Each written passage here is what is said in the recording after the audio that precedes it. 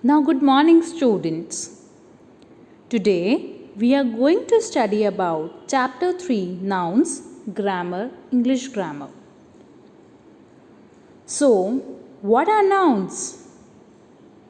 What is the meaning of nouns?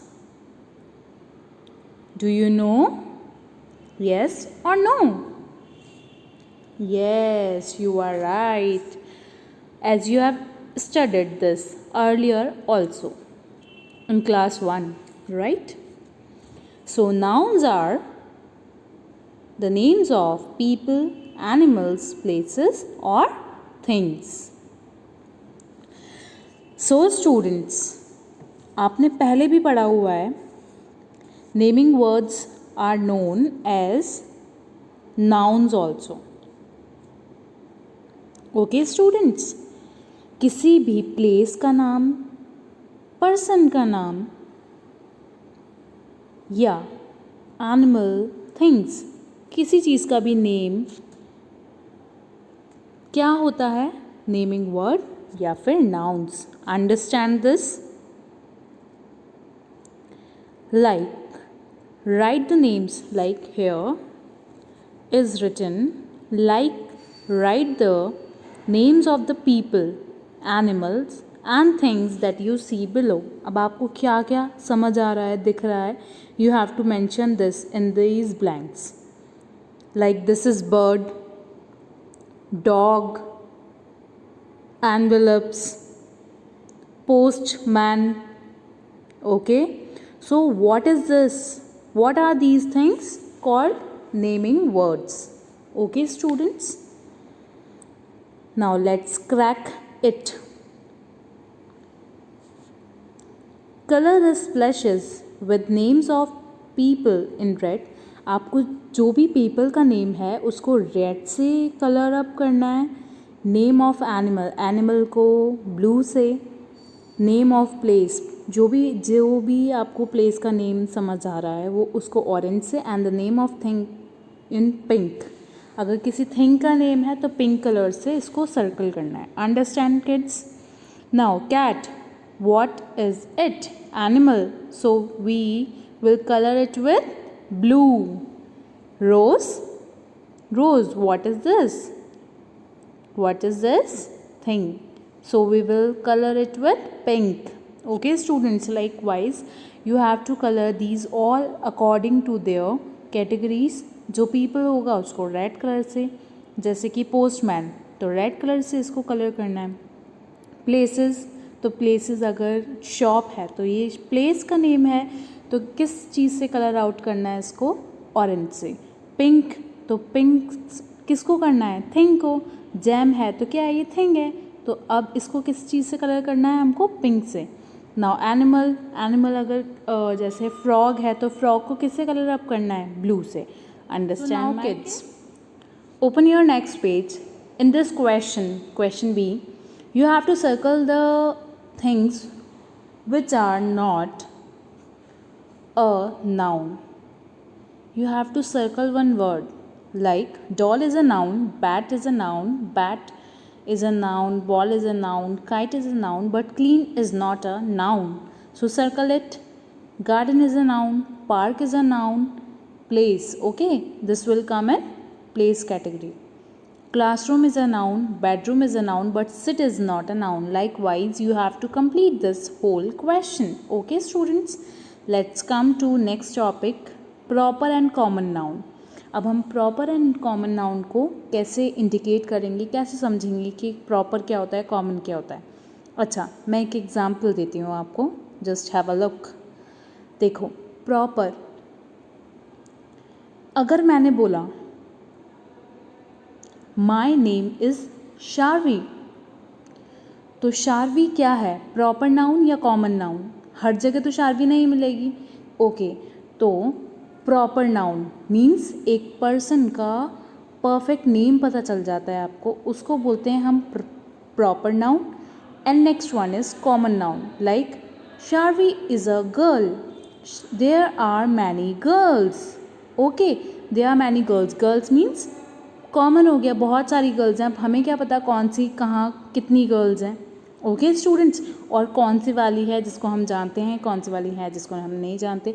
तो यहाँ common की बात हो गई कि बहुत सारी गर्ल्स खड़ी हैं, पर अगर वन ही गर्ल खड़ी है और उसका नेम भी आपको इंडिकेट कर रहे हैं तो वो प्रॉपर नाउन होता है। Is that clear to you? देखो अब आगे देखते हैं। Look at these sentences. अब आपको ये सेंटेंसेस देखना है, पढ़ना है, समझना है। दिस इज़ अ गर्ल, ये गर्ल है। हर नेम इज़ टीना, और उसका नेम क्या है? Tina. The word girl is a noun. जो गर्ल एक वर्ड बोला है हमने, वो क्या है? नाउन है। ये हमें समझ में आ रहा है। अब कौन सा नाउन है? कॉमन नाउन है, क्योंकि गर्ल तो कोई भी हो सकती है। ओके, समझ आ गया?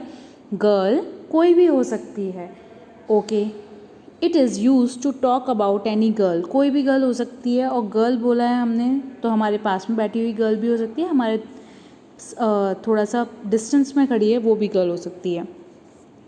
And not any special girl, so it is a common noun. जब हम किसी का नेम लेकर बात नहीं कर रहे होते हैं तो वो कोई भी हो सकता है, उसको बोलते हैं हम common noun. But the word Tina is the special name of the girl in the picture. अब ये स्पेशल नेम है, गर्ल का नेम इंडिकेट कर रहे हैं, तो इसको क्या बोलेंगे? Proper noun. It is the name of a particular person. ये पर्टिकुलर पर्सन का नेम है, so it is a proper noun. A proper noun begins with a capital letter. और जब प्रॉपर नाउन स्टार्ट होता है तो वो किस चीज़ से स्टार्ट होता है? कैपिटल लेटर से। तो अगर आपसे पूछेगा कोई कि प्रॉपर नाउन क्या है, तो आप अच्छे से बता सकते हो ये कैपिटल लेटर है और ये स्टार्ट हो रहा है, और मैं बता सकता हूँ। कैसे बता सकते हो? अगर किसी पर्सन का पर्टिकुलर नेम दिया हुआ है, स्पेशल नेम दिया हुआ है, तो वो क्या है? प्रॉपर नाउन है, कैपिटल लेटर से स्टार्ट होता है। कोई पूछेगा what is a proper noun, तो आप बोल सकते हो a proper noun begins with a capital letter, okay, and it is a special name, okay, it is the name of a particular person. Understand kids? Noun are use to talk about any person. Noun किस use में आते हैं? किसी person के बारे में बात करने के लिए, किसी प्लेस के बारे में बात करने के लिए। एनिमल और thing in general R called common nouns. जो भी नाउन जनरल, जैसे कि हम उस जगह पर गए थे, वहाँ बहुत सारी और भी प्लेसेस हैं, तो ये क्या हुआ?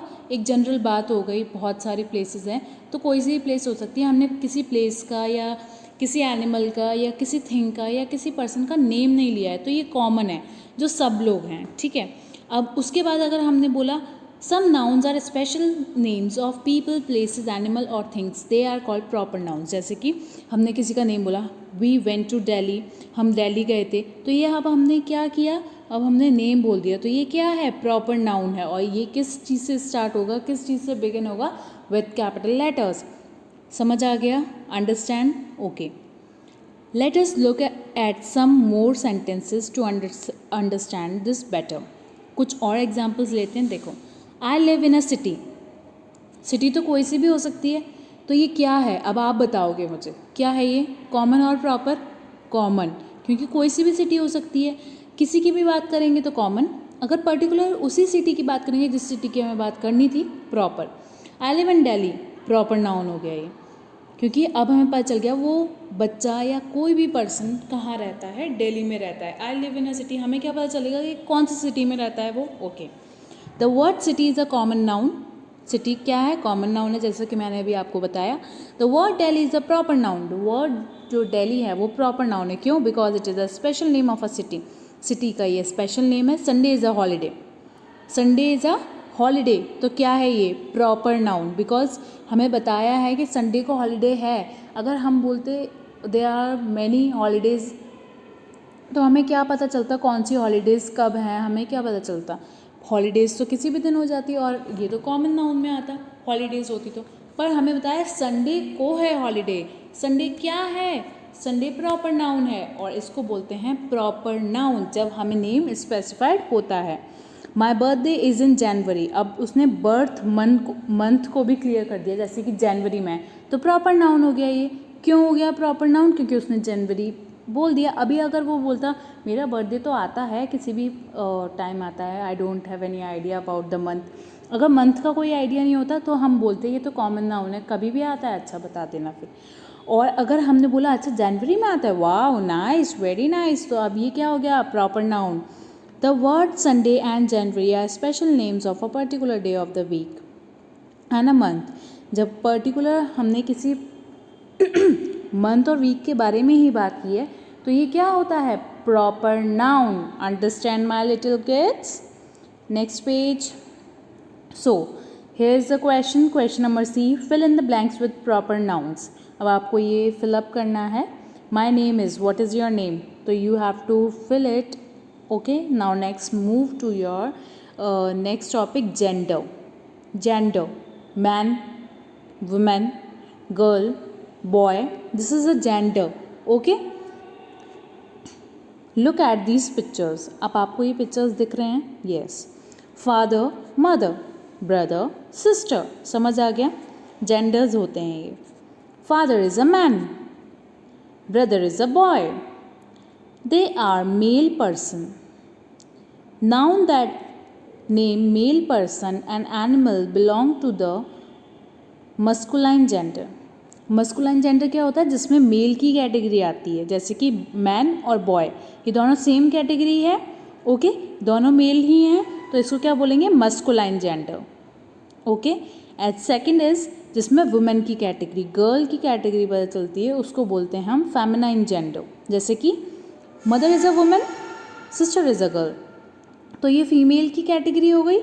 और जब वो फीमेल की कैटेगरी है, nouns that name female people and animal belong to the feminine gender, और इसको क्या बोलेंगे हम, फेमिनाइन जेंडर. Okay students.